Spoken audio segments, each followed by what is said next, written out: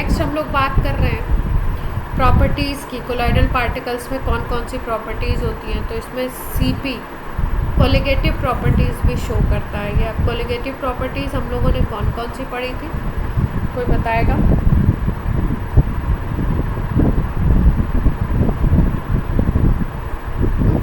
चार पढ़ी थी हमने।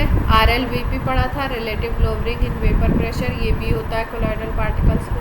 एलिवेशन इन बॉइलिंग पॉइंट भी देख सकते हैं, डिप्रेशन इन फ्रीजिंग पॉइंट भी देख सकते हैं, और ऑस्मोटिक प्रेशर भी देख सकते हैं। लेकिन इसमें OP वाला जो मेथड है, ऑस्मोटिक प्रेशर मेथड है, ये अगर हमें मास कैलकुलेट करना है कोलॉइडल पार्टिकल्स का, DM का, तो हम लोग क्या करते हैं, DM का नहीं, डिस्पर्सिंग फेज का अगर हमें मास कैलकुलेट करना है तो उसके लिए हम लोग ऑस्मोटिक प्रेशर मेथड को यूज़ करते हैं। और ये पहले भी आपको बताया हुआ है कि ये तीनों मेथड्स में से अगर हमें कैलकुलेट करना है मोलर मास, तो तीनों मेथड्स में से सबसे अच्छा मेथड किसको मानते हैं? ऑस्मोटिक प्रेशर मेथड को मानते हैं। सॉल्यूशन वाले चैप्टर में आपको बताया था क्यों इसको अच्छा मानते हैं, सबसे अच्छा।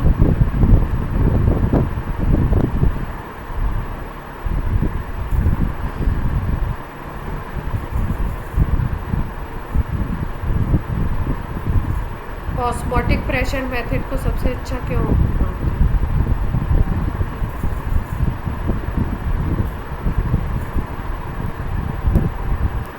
अच्छा, बाकी को बेकार क्यों मानते हैं? अच्छा, कोई रीज़न होगा ना जो बाकी को उतना अच्छा नहीं मानते। यूज़ तो कर सकते हैं पर उतना अच्छा नहीं।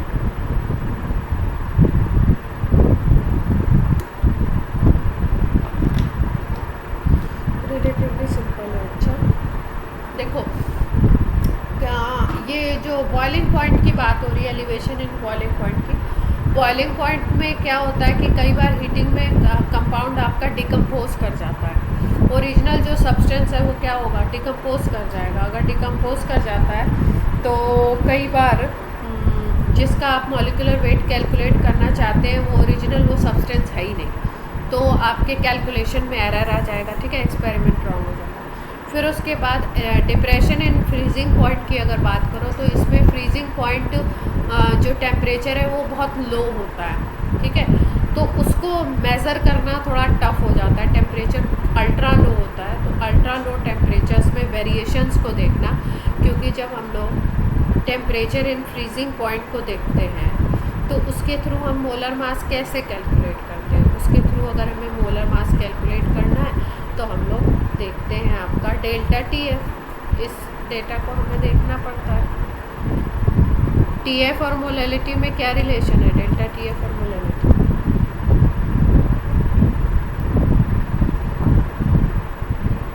चैप्टर 2। हाँ बोलिए प्रणय बोलो।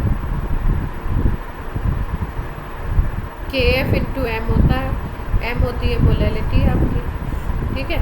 तो इस मेथड से अगर हमको डिप्रेशन इन फ्रीजिंग पॉइंट से मोलर मास कैलकुलेट करना है कोलॉइडल पार्टिकल्स का, तो इसमें हम क्या करते हैं, ये आपको ये डेटा यूज़ किए जाते हैं।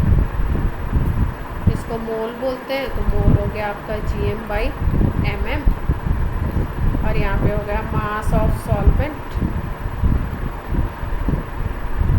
इन kg, यही तो लेते हैं।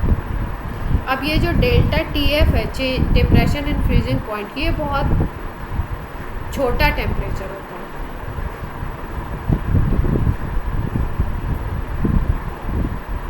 इसके मेज़रमेंट में एक्यूरेसी लाना क्या होता है, टफ।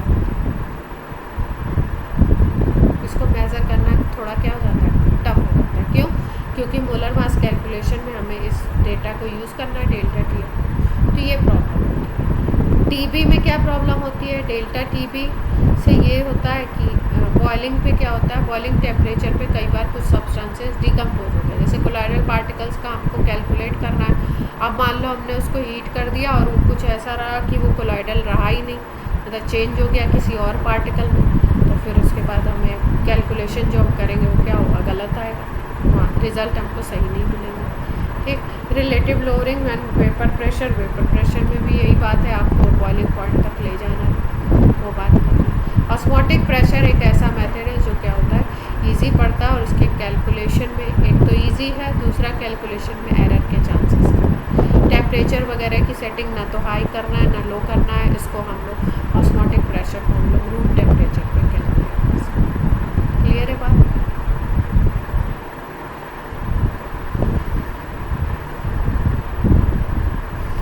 रूम टेम्परेचर पे इसको कैलकुलेट किया जा सकता है, क्योंकि ओपी को निकालने के लिए हम लोग क्या करते हैं, पी इज इक्वल टू या पाई लिखते हैं NRT/V, यही तो लेते हैं। तो इसमें हमें कोई दिक्कत नहीं आती है। नेक्स्ट अगर हम बात करें ऑप्टिकल प्रॉपर्टीज़ के, टिंडल इफेक्ट हम लोग पढ़ चुके हैं, ठीक है, तो इसमें कुछ नया कुछ बताना नहीं है, बस एक पॉइंट आप याद रखोगे कि ये इसका जो रीज़न होता है, टिंडल इफेक्ट होता क्यों है, मालूम है किसी को क्या रीज़न होता है? स्कैटरिंग क्यों होती है?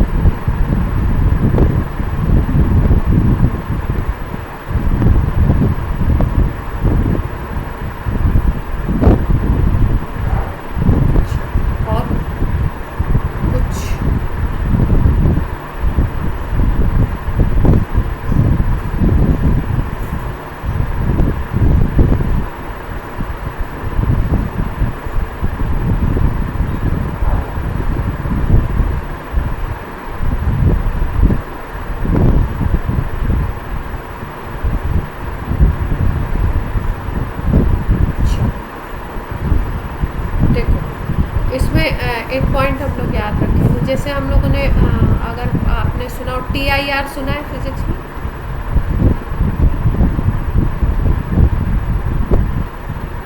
टोटल इंटरनल रिफ्लेक्शन सुना है अभी?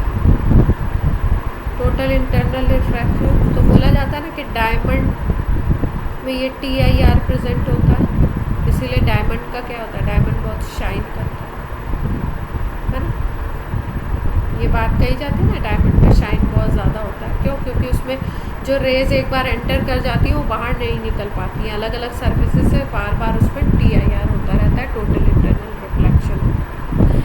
इसमें स्कैटरिंग ऑफ लाइट होती है आपके टिंडल इफेक्ट में। इसका रीज़न क्या है कि जो DM है और जो आपका DP है, इन दोनों के ना रिफ्रैक्टिव इंडेक्स में डिफरेंस होता है।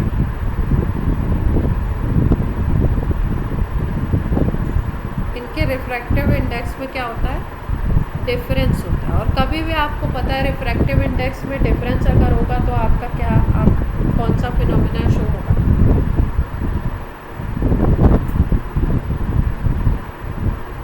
हम लोग ये क्या पढ़ते हैं, ऐसे पढ़ते हैं कुछ कोई फिनोमिना, ये एयर है, ये वाटर है, तो यहाँ से लाइट एंटर करता है अगर, तो क्या होगा, ये इस मीडियम को हम बोलते हैं रेयर, इसको क्या बोलते हैं, डेंस। तो क्या होगा, लाइट रिफ्रैक्ट होगा, हाँ, तो कहाँ जाएगी, ठीक है, यहाँ, ठीक है। तो ये फिनोमिनन होता है। अब DP और DM में अगर आप देखो, अगर दोनों के रिफ्रैक्टिव इंडेक्स में डिफरेंस है तो एक होगा रेयर, एक होगा डेंसर, और यहाँ पे कौन सा फिनोमिनन आपको देखने को मिलेगा, रिफ्रैक्शन ऑफ लाइट देखने को मिलेगा। इसके लिए, इसकी वजह से ही ये जो लाइट एंटर करेगी वहाँ पे, उसका क्या होगा, वो स्कैटरिंग कर देंगे। इसके जो पार्टिकल्स हैं आपके मीडियम के, एयर के जो पार्टिकल्स हैं, डस्ट पार्टिकल जो वहाँ पे हैं, वो क्या कर देंगे, स्कैटरिंग कर देंगे। क्लियर?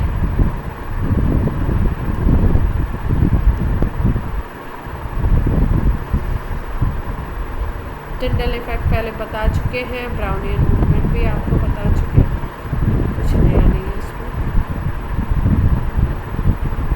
ब्राउनियन मूवमेंट का भी आपका रीज़न पूछते हैं कि भाई क्यों हो रहा है इतना रैंडम मोशन, क्या ऐसी चीज़ है, कोलिजन हो रहा है DP और DM के पार्टिकल्स में, ये दो चीज़ें मिक्स की जा रही हैं, तो इतना रैंडम मोशन क्यों हो रहा है, कोलिजन हो रहा है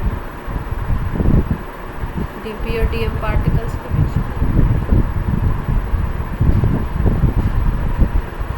इसीलिए आपको रैंडम मोशन दिखाई दे। अब नेक्स्ट है आपका, ये इम्पोर्टेंट है, इलेक्ट्रिकल प्रॉपर्टीज। जैसा कि आपको मैंने बताया था कि कोलॉइडल पार्टिकल्स में क्या डेवलप हो जाता है, चार्ज डेवलप हो जाता है, ठीक है। और ये charge development on colloidal particles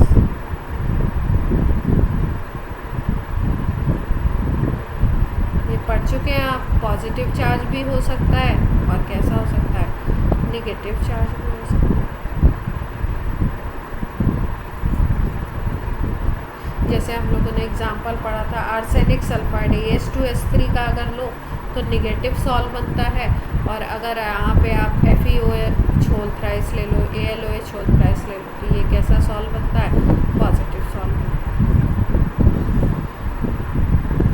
ठीक है, तो ये जो चार्ज डेवलप हो गया है, अगर हम लोग क्या करें, हम लोग इलेक्ट्रिक फील्ड अप्लाई कर देते हैं। अगर इस तरीके की कोई यूट्यूब ले लो और यहाँ पे आपने एक एनोड लगा दिया, दूसरा कैथोड लगा दिया, और यहाँ पे हमने कोलाइडल पार्टिकल्स, कोलाइडल सॉल्यूशन को फिल कर दिया, तो आप क्या देखते हो कि चार्ज क्योंकि डेवलप है इस पर,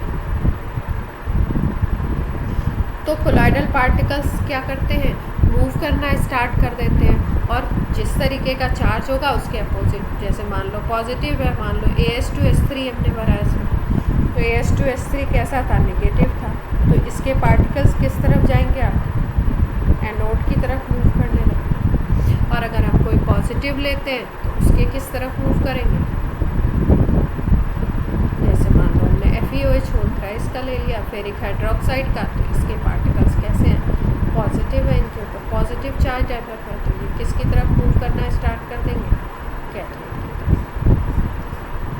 तो क्या है, movement of particles of colloidal solution towards a specific electrode in presence of an electric field is called electrophoresis। ठीक है, अब ये इलेक्ट्रोफोरेसिस दो तरीके की आप बात कर सकते हो, इस इलेक्ट्रोफोरेसिस को दो तरीके से आप नाम दे सकते हो, एक को आप कैटाफोरेसिस बोल सकते हो और दूसरे को आप एनाफोरेसिस बोल सकते हो। कैटाफोरेसिस का क्या मतलब है, कौन मूव करेगा,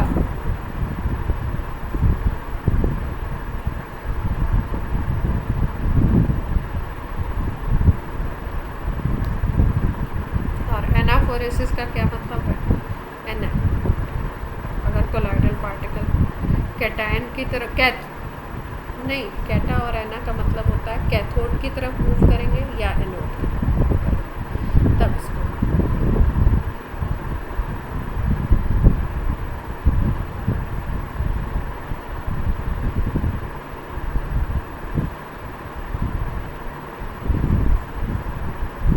क्लियर है इतनी बात।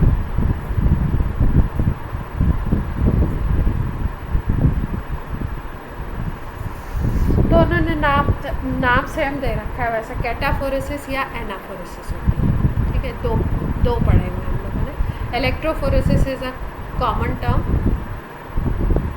ठीक है,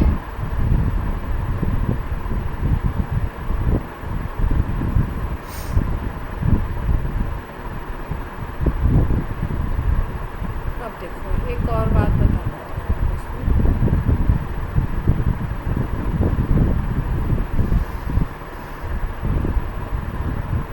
इलेक्ट्रिकल डबल लेयर बता दी थी आपको उसमें मैंने, कभी कभी इलेक्ट्रिकल डबल लेयर से भी क्वेश्चन।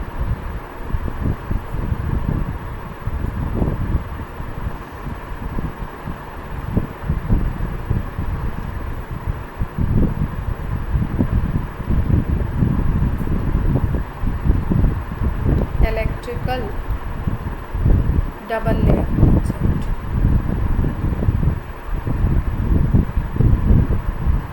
क्या कहती है भाई electrical double layer concept,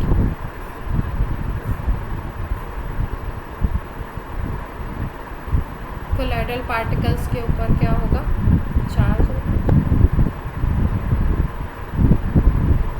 scientist जो थे जिन्होंने ये कॉन्सेप्ट दिया था, नाम था उनका हेल्महोल्ट्ज,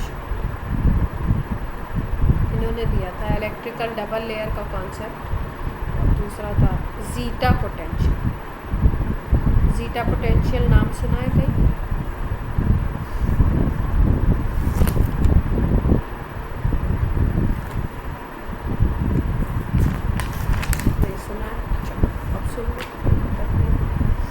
इसमें क्या बताया, जैसे मान लो ये आपका कोलॉइडल सॉल है, इसके ऊपर कोई चार्ज होगा, मान लो इसके ऊपर नेगेटिव चार्ज है सपोज, ठीक है। तो डिस्पर्जन मीडियम से क्या होता है, डिस्पर्जन मीडियम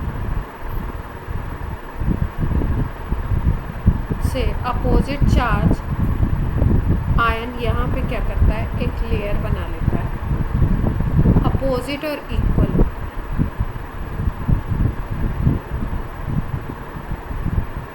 जितना चार्ज आपका इस कोलॉइडल पे नेगेटिव ये बना हुआ है, उतना ही पॉजिटिव चार्ज डेवलप हो जाएगा इसके।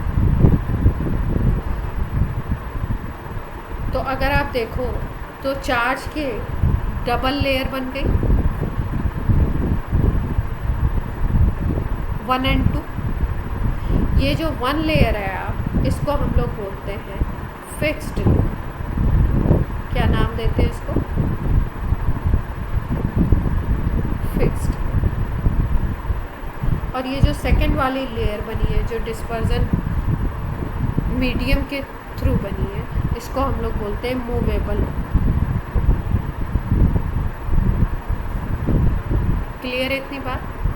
एक लेयर आपकी फिक्स्ड लेयर बनी हुई है और दूसरी लेयर कौन सी बन जाती है, मूवेबल लेयर। अब पॉजिटिव और नेगेटिव चार्ज आ गए। अगर इन दोनों का एक सेपरेटिंग प्लेन, अगर इन दोनों के बीच में कोई देखें जो इनका प्लेन ऑफ सेपरेशन हो या प्लेन ऑफ अटैचमेंट हो, जहाँ पे ये दोनों लेयर एक दूसरे से अटैच हो रही हो, उसकी अगर हम बात करें तो वहाँ पर एक पोटेंशियल डिफरेंस क्रिएट हो जाता है। उस पोटेंशियल डिफरेंस को हम कहते हैं जीटा पोटेंशियल, या एक और नाम देते हैं इलेक्ट्रो काइनेटिक पोटेंशियल। क्लियर हुई बात। और ये जो प्लेन है, ऐसा नहीं कि ये कोई सॉलिड है, ये प्लेन कैसा होता है, प्लेन ऑफ सेपरेशन, ये इमेजिनरी प्लेन।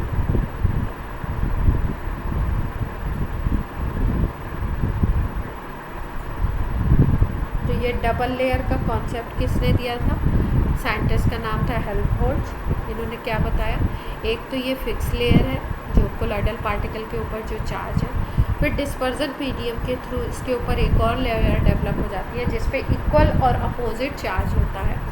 और ये दोनों लेयर, फिक्स लेयर और मूवेबल लेयर की, अगर हम दोनों लेयर्स की बात करें तो इसी को हम बोलते हैं डबल लेयर कॉन्सेप्ट। और इन दोनों के जो सेपरेशन प्लेन होगा या कोई इमेजिनरी लाइन होगी जो इनको सेपरेट करेगी, उस पर एक पोटेंशियल डिफरेंस क्रिएट हो जाता है। उस पोटेंशियल डिफरेंस को हम कहते हैं जीटा पोटेंशियल या इलेक्ट्रोकाइनेटिक पोटेंशियल।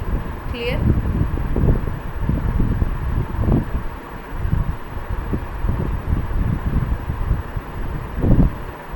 कभी कभी इससे भी क्वेश्चन आपको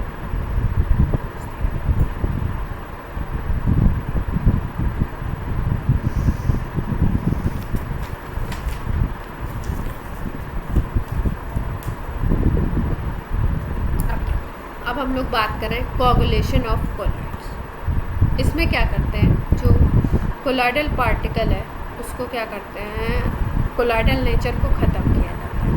मतलब कोलॉइड को आप क्या कर रहे हो, डिस्ट्रॉय कर रहे हो एक तरीके से।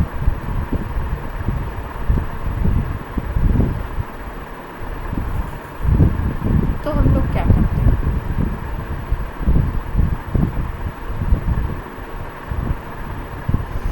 अगर कोलॉइडल को स्टेबल रखना है, कोलॉइडल पार्टिकल को स्टेबल रखना है, तो इसमें एक हम लोगों ने क्या किया था, एक इलेक्ट्रोलाइट ऐड किया था। और उसको हमने क्या किया था, स्मॉल अमाउंट में ऐड किया था।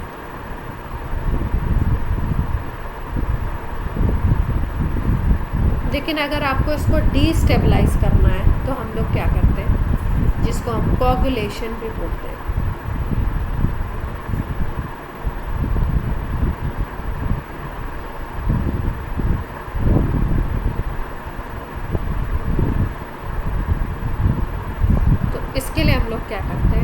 इलेक्ट्रोलाइट ऐड करते हैं और ये इलेक्ट्रोलाइट ह्यूज अमाउंट में ऐड किया जाता है, बड़े अमाउंट में आप इसको ऐड करें। ठीक है, तो जो चार्ज होता है वो चार्ज ख़त्म हो जाता है और पार्टिकल्स एक दूसरे के पास आ जाते हैं और साइज़ क्या हो जाता है और भी बड़ा हो जाता है। और साइज़ जैसे ही बढ़ेगा फिर उसके बाद क्या होगा, वो कोलॉइडल रेंज को एक्सीड कर जाएगा और वो कोगुलेशन वो प्रोसेस होगा। तो कोलॉइडल पार्टिकल क्या हो जाएगा, कोलॉइडल जो नेचर है वो क्या हो जाएगा, डिस्ट्रॉय हो जाएगा। क्लियर है इतनी बात?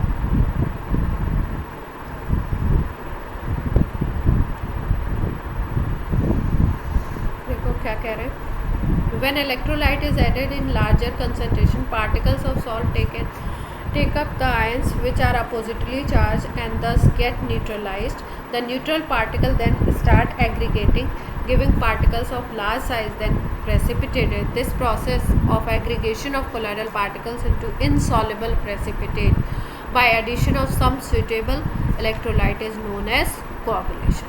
जैसे coagulation का एक एग्जाम्पल हम लोग देख सकते हैं, अगर हम बात करें डेल्टा फॉर्मेशन।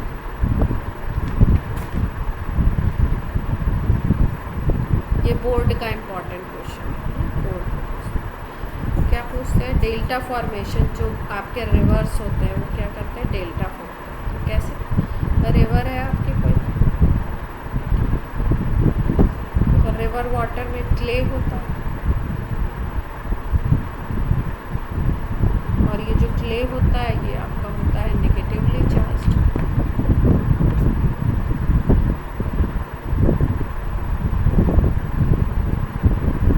आप मान लो यहाँ पे ये आपका सी है, नदियाँ जाके समुद्र में ही तो मिलती है, आप जहाँ पे जाके मिलेंगे। समुद्र में क्या है आपका, सी वाटर में किसकी कंसंट्रेशन होगी, सॉल्ट्स होंगे, मान लो Na+ है, Cl। ठीक है, तो यहाँ से क्या होता है, Na+ भाई समुद्र के पानी में तो बहुत ज़्यादा होगा, एक्सेस में होगा। तो ये Na+, ये जो NaCl इलेक्ट्रोलाइट है, ये इलेक्ट्रोलाइट काम करेगा। इसका बड़ा अमाउंट अगर इस क्ले पार्टिकल को मिल गया तो ये पॉजिटिव ये नेगेटिव को क्या करेगा, न्यूट्रलाइज कर देगा।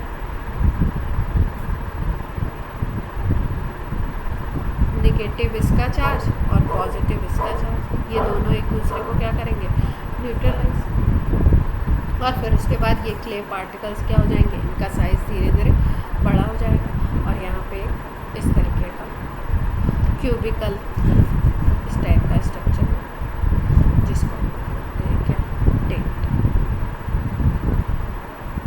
क्लियर है बात? बेसिकली ये है क्या, कोगुलेशन।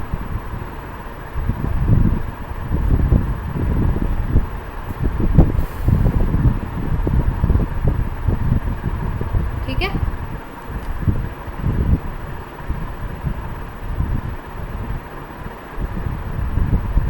अब देखो ये कोगुलेशन हो कैसे कैसे, क्या क्या प्रोसेस हो सकते हैं।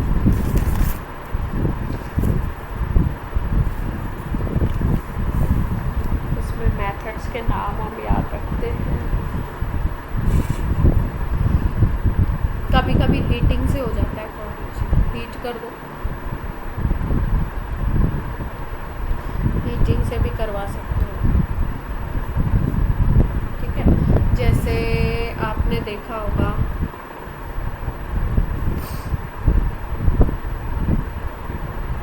फॉर एग्जाम्पल कूलिंग से भी होता है।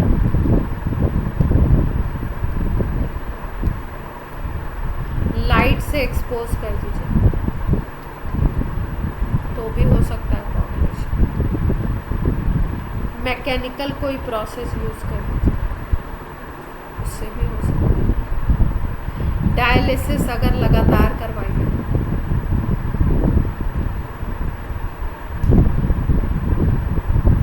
उससे भी हो सकता है। कैटाफोरेसिस से भी हो सकता है। और एक होता है म्यूचुअल कोगुलेशन। म्यूचुअल में क्या होता है, इससे भी हो सकता है।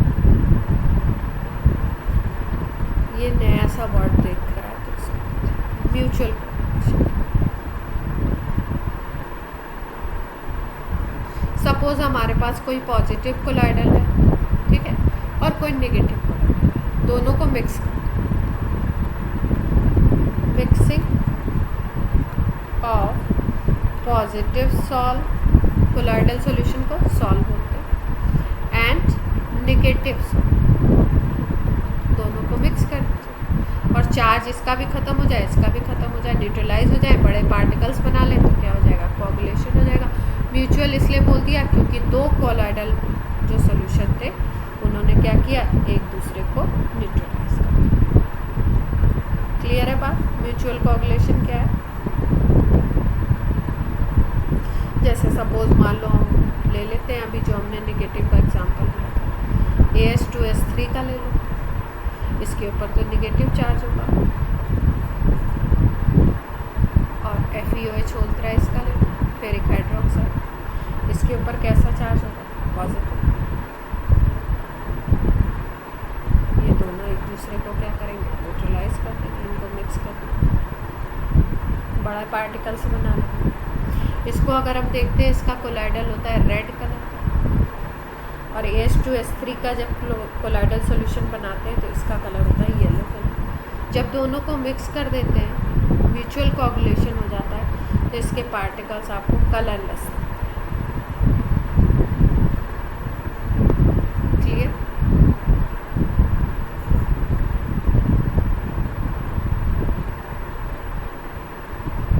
अब हमेशा ऐसा नहीं होगा कि कलरलेस होगा, ये वाला केस ऐसा है जिसमें कलरलेस होगा। क्लियर है बात? कॉमन लेयर की बात कर रहे हैं। अब देखो ये भी इम्पॉर्टेंट है, एग्जांपल्स से भी क्वेश्चन दे देते हैं। पॉजिटिव चार्ज सॉल्ट्स कौन कौन से और नेगेटिव चार्ज सॉल्ट्स। मेटल के अगर आप हाइड्रोक्साइड को देखो, जैसे FeOH होल थ्राइस हो गया, CaOH होल थ्राइस हो गया, AlOH whole thrice, CrOH whole thrice, तो ये पॉजिटिव चार्ज हो गया, ठीक है। TiO2 को देख लो, TiO2 ऑक्साइड है टाइटेनियम का। Basic dyes like methylene blue, haemoglobin को याद रखो, ये पूछ सकते हैं हीमोग्लोबिन किस तरीके का है। नेगेटिवली चार्ज में सबसे ज़्यादा इम्पॉर्टेंट है आर्सेनिक सल्फाइड का पूछते हैं। आर्सेनिक सल्फाइड नेगेटिव है, CDS नेगेटिव है, Sp2S3 नेगेटिव है, मतलब सल्फाइड्स की बात की जा रही है, वो नेगेटिव। मेटल, अगर केवल मेटल के कोलाइड बन रहे हैं, कॉपर हो गया, सिल्वर हो गया, Au हो गया, Pt हो गया, ये देखो ये कौन सी मेटल्स हैं आपकी, कॉइनेज मेटल है ना, कॉइन्स बनते हैं इनसे, तो ये कॉइनेज मेटल के जो सॉल होंगे वो कैसे होंगे, नेगेटिवली चार्ज। एसिडिक डाइज की बात कर लो, जिसमें कॉन्गो रेड एक नाम दिया हो। बेसिकली आपको एग्जांपल्स में तो आपको कौन से एग्जांपल्स याद रखने हैं, जो NCERT में एग्जांपल दिए हैं, वो कोई भी एग्जांपल छूट नहीं चाहिए। क्लियर?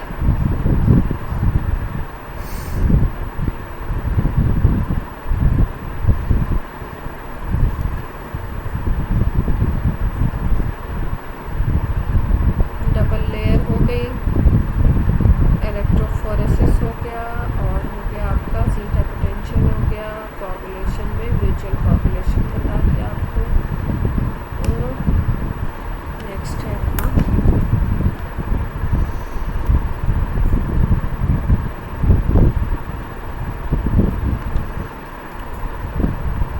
साथ साथ में याद कर रहे हो आप लोग, इस चैप्टर को नहीं कर रहे हो, कर पा रहे हो, अभी टाइम मिल पा रहा है, उतना टाइम नहीं मिल पा रहा, अभी याद नहीं किया। मंडे को मोल कॉन्सेप्ट का है, याद है ना सबको, तैयारी कर रहे हैं। चलो भाई, और क्या बताना था।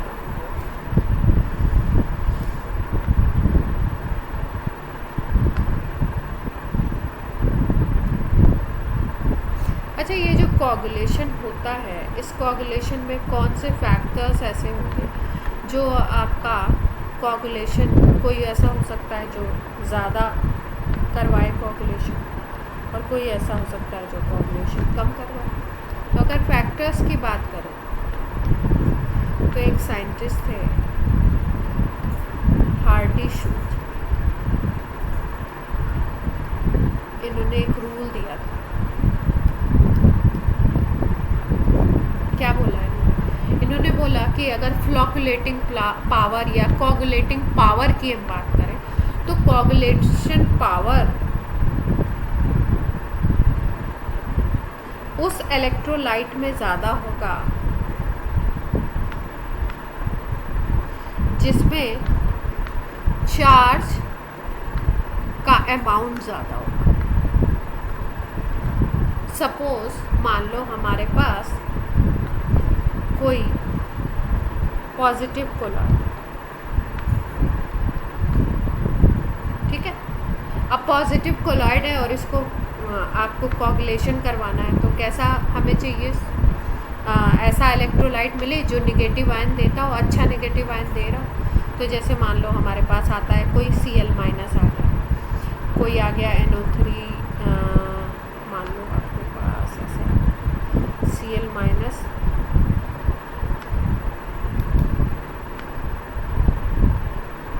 आता है हमारे पास, और SO4- 2 है हमारे पास ऑप्शन, या PO4- 3 है। ऐसे कोई सब्सटेंसेस हैं जिसमें एक क्लोराइड दे रहा है, दूसरा सल्फेट दे रहा है, तीसरा फॉस्फेट दे रहा है, और चौथा आपका ये दे रहा है FeCl- फेरोसाइनाइड है, ठीक है। एक आपका चटनी। तो हार्डी-शुल्ज़े ने क्या बोला कि जिसके ऊपर चार्ज का अमाउंट ज़्यादा होगा ना, वो पार्टिकल, वो इलेक्ट्रोलाइट ज़्यादा कोगुलेशन कॉज करेगा। तो अगर इनको हम देखें तो इस पर कितना चार्ज है, -1, इस पर -2, इस पर -3, इस पर -4। तो सबसे ज़्यादा जो कोगुलेशन कॉज करेगा वो कौन कॉज करेगा, जिसमें अमाउंट ऑफ चार्ज ज़्यादा है। तो इसमें ज़्यादा है तो ये मैक्सिमम इसकी टेंडेंसी होगी। और अगर इसको देखो, इन चारों में कंपेयर करें तो Cl- क्या होगा, मिनिमम। क्लियर है इतनी बात? इसका मतलब coagulation power of electrolyte is directly proportional to charge on that constituent ion। उसमें जिस पे चार्ज ज़्यादा है वो ज़्यादा करेगा। क्लियर? अब मान लो निगेटिव ले लो, तो उसके लिए आप कैसे आयंस को देखोगे, पॉजिटिव।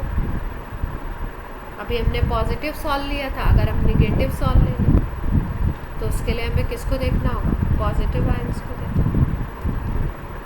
जैसे मान लो K+ है अपने पास, Ba+2 है, Al+3 है, Ti+4 है, तो सबसे ज़्यादा कौन करेगा कोगुलेशन, +4 वाला। ये क्या करेगा, मिनिमम कोगुलेशन। और ये वाला क्या करेगा, मैक्सिमम।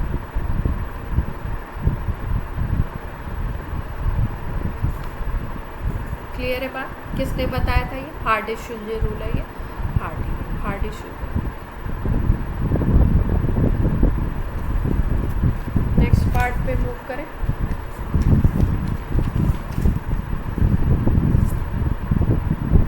एक टर्म यूज़ किया जाता है,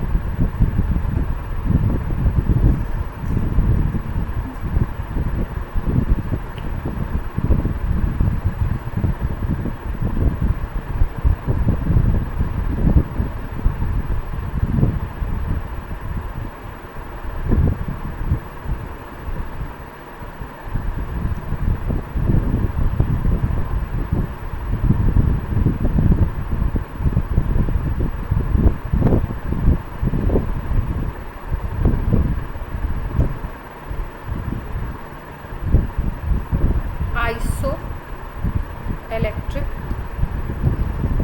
पॉइंट। जब प्रोटीन पढ़ेंगे तो भी ये आइसो इलेक्ट्रिक पॉइंट देखेंगे,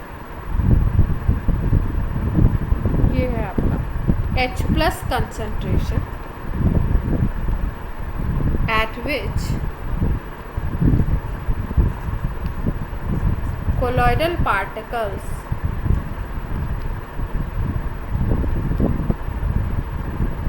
do not have positive or negative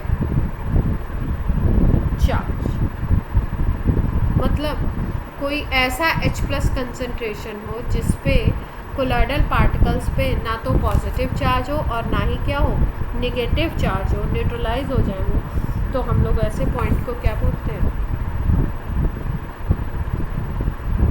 this is called iso electric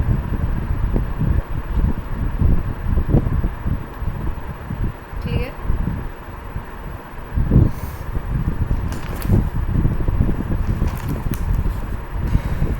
positive negative बता दिया।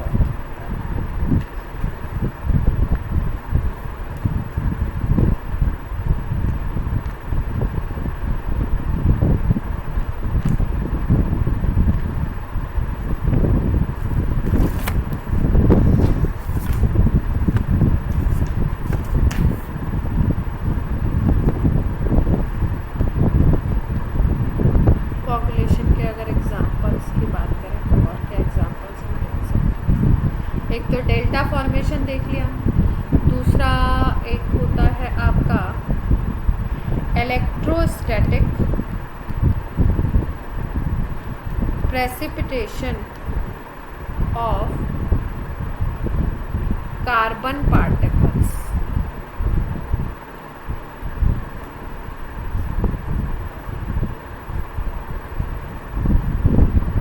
इसमें क्या करते हैं हम लोग, स्मोक होता है, स्मोक में क्या होता है, पोल्यूशन, एयर पोल्यूशन कॉज करता है, बताइए आपको। तो स्मोक में होता क्या है, कार्बन पार्टिकल्स सस्पेंडेड रहते हैं किसमें, एयर में, यही तो स्मोक होता है। ये स्मोक होता है आपका नेगेटिवली चार्ज्ड।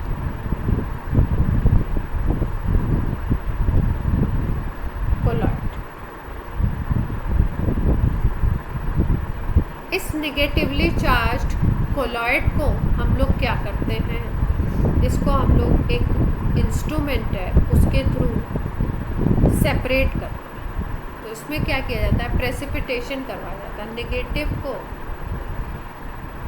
चार्ज कार्बन को पॉजिटिव स्पीशीज से मिलाते हैं और इसके बाद क्या हो जाता है, प्रेसिपिटेशन।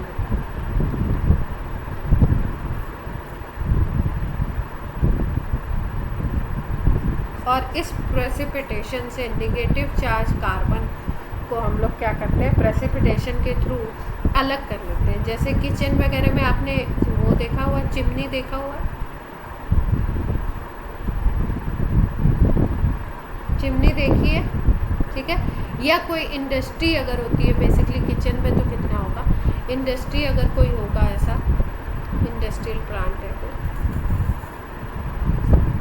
तो वहाँ पे अगर चिमनी होती है तो वहाँ पे कुछ इस तरीके के सिस्टम्स लगाए जाते हैं कि यहाँ से जो भी स्मोक निकल रहा हो उसको प्रेसिपिटेट करवा दिया जाता है। और इसके लिए जो इंस्ट्रूमेंट यूज़ करते हैं उस इंस्ट्रूमेंट का नाम है, आपके उसमें एक वो भी दे रखा है एपरेटस का, क्वार्टरल्स प्रेसिपिटेटर।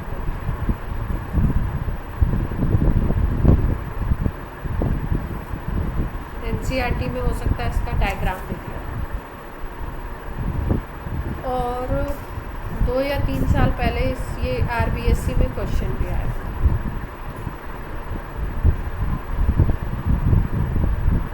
डायग्राम पूछ रहे,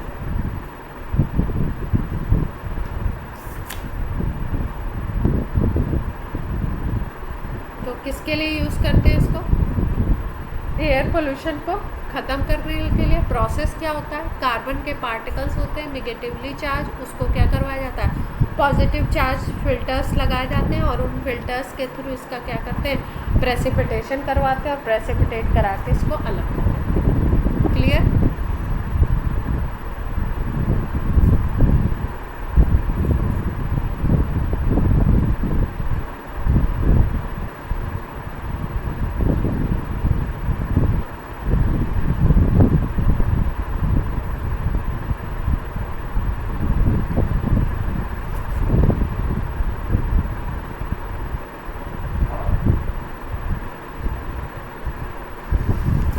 बात करते हैं प्रोटेक्शन।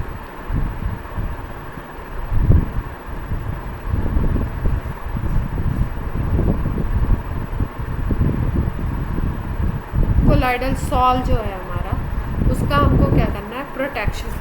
प्रोटेक्शन का मतलब कुछ ऐसे कोई ऐसा सब्सटेंस उसमें मिला दो जिससे कि वो क्या हो, कोगुलेट होने से बच जाए, कोगुलेशन उसका जल्दी से नहीं, ठीक है, स्टेबिलिटी उसकी बढ़ जाए। उसके लिए हम लोग क्या करते हैं, कुछ ऐसे सब्सटेंसेस को मिलाते हैं और उनको हम नाम देते हैं protective colloids. For stability of colloidal solution,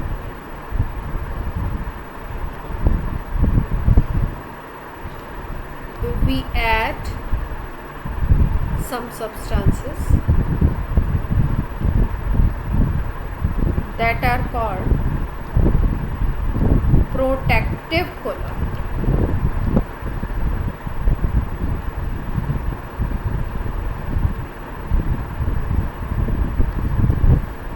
clear है इतनी बात?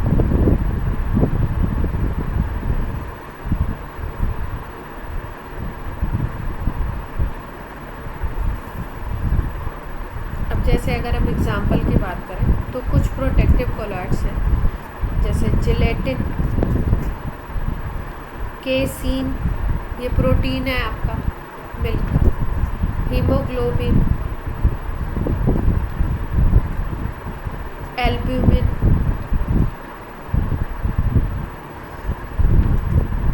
पोटैटो स्टार्च,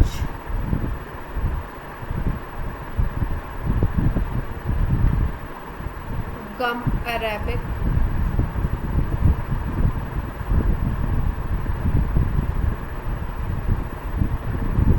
ये जो आपके प्रोटेक्टिव कोलॉइड्स हैं, इनके लिए एक साइंटिस्ट थे जिगमॉन्टी, इन्होंने एक टर्म यूज़ किया था जिसको हम बोलते हैं गोल्ड नंबर। क्या नाम देते हैं इस टर्म को? Gold number. किसके लिए यूज़ किया गया था? ये प्रोटेक्टिव कोलाइड्स। प्रोटेक्टिव कोलाइड्स के लिए गोल्ड नंबर है क्या? बात करते हैं इसकी।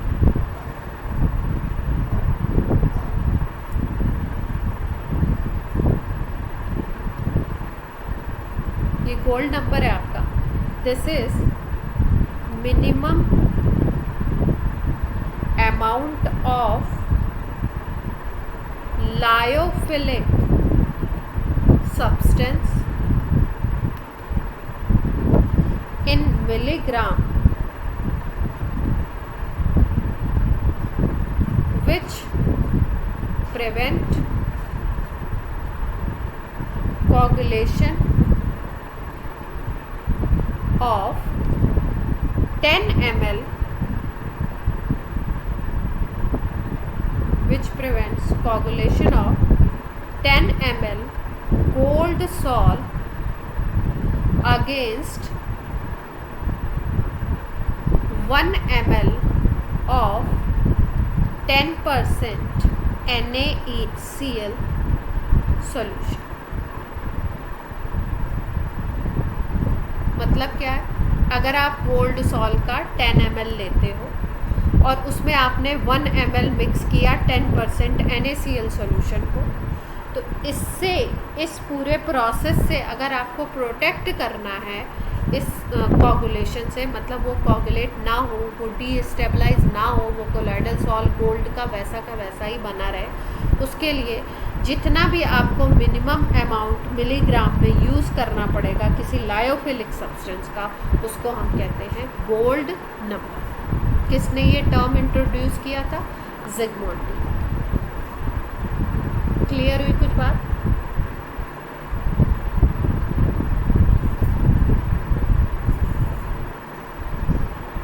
हाँ, मतलब आपको, आपके पास अगर 10 ml गोल्ड सॉल्यूशन, गोल्ड का कोलॉइडल सॉल्यूशन है और उसमें आपने 1 ml 10% NaCl सॉल्यूशन ऐड किया, तो उससे अगर आपको प्रोटेक्ट करना है कि वो कोलॉइडल सॉल्यूशन कोगुलेट ना हो, ख़त्म ना हो, डीस्टेबलाइज ना हो, तो उसके लिए आपको एक मिनिमम अमाउंट लायोफिलिक सब्सटेंस का उसमें ऐड करना पड़ता है।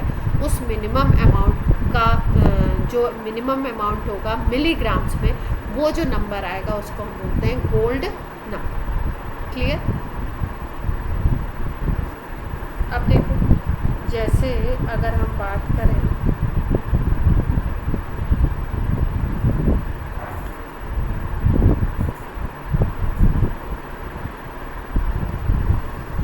क्वेश्चन दिया हुआ है, डिफरेंट लायोफिलिक सब्सटेंसेस हैं A, B, C and D, ठीक है, और इनके गोल्ड नंबर दिए हुए हैं, A का, B का, C का, और इनका ऑर्डर है। अब आपसे पूछ रहे हैं which is more protective colloid. मान लो इसकी गोल्ड नंबर की वैल्यू सपोज दी हुई है 0.75, इसकी दी हुई है 0.5, इसकी 0.25 है, इसकी 0.1 ऐसे।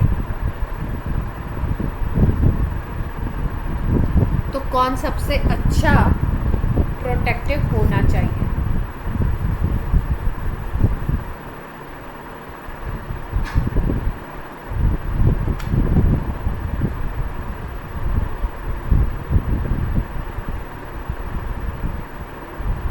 देखो, इसमें कोई प्रोटेक्टिंग पावर, प्रोटेक्ट कैसे करना है लायोफिलिक कोलॉइड का मिलीग्राम में अमाउंट, वही हम बोलते हैं गोल्ड नंबर। तो भाई कोई भी मेथड, कौन सा मेथड या कोई भी सब्सटेंस कौन सा अच्छा होगा या किसकी पावर सबसे ज़्यादा होगी जिसके लिए ये अमाउंट कम से कम हो? ये भाई मिलीग्राम में अमाउंट ही तो है। अगर आपको ये गोल्ड के इस सॉल को 10 ml गोल्ड सॉल को प्रोटेक्ट करना है, 10% NaCl 1 ml आप ऐड कर रहे हो, उससे अगर प्रोटेक्ट करना है तो इसका मतलब आपको A यूज़ करना पड़ेगा 0.75 ग्राम, B यूज़ कर मिलीग्राम, और B यूज़ करना पड़ेगा 0.5 मिलीग्राम, C को यूज़ करोगे तो 0.25 मिलीग्राम, और D को यूज़ करोगे तो 0.11 मिलीग्राम। सबके इतने मिलीग्राम्स आपको यूज़ करने पड़ेंगे। तो कौन सा स्ट्रॉन्ग होगा?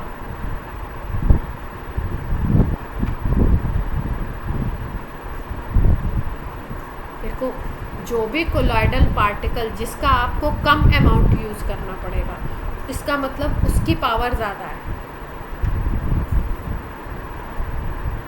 ठीक है। जैसे ये कोलॉइडल सॉल का अमाउंट 10 ml फिक्स है, इसकी NaCl जो हम ऐड कर रहे हैं जिसको कोगुलेट करने के लिए यूज़ किया जा रहा है 1 ml है, ये इसकी परसेंटेज भी फिक्स है 10%, तो ये वाला पूरा अमाउंट तो फिक्स है। इसका मतलब एक A ऐसा है जिसके 0.75 मिलीग्राम आपको यूज़ करने पड़ रहे हैं, B के 0.5 मिलीग्राम यूज़ करने पड़ रहे हैं, और C के आपको 0.25 मिलीग्राम। लेकिन अगर D को देखो तो सबसे कम अमाउंट इसका यूज़ करना पड़ रहा है। तो सबसे अच्छा जो प्रोटेक्टिंग पावर होगा वो क्या होगा?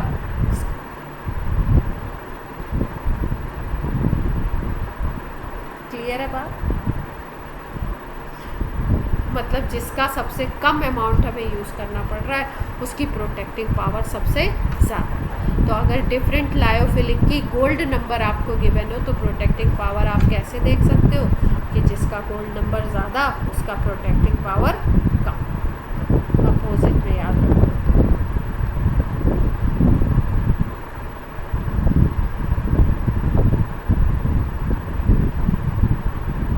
क्लियर है बात?